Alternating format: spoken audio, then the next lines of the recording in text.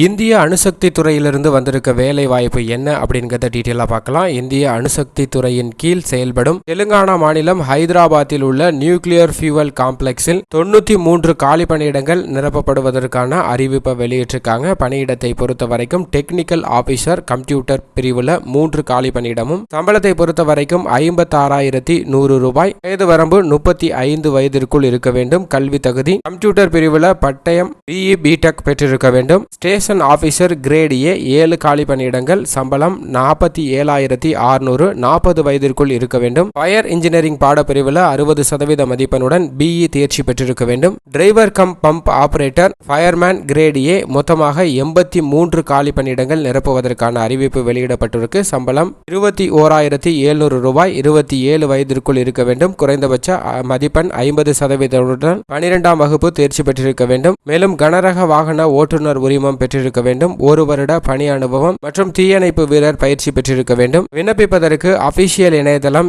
nfc.gov.in என்ற இணையதளத்தில் விண்ணப்பிக்கணும்.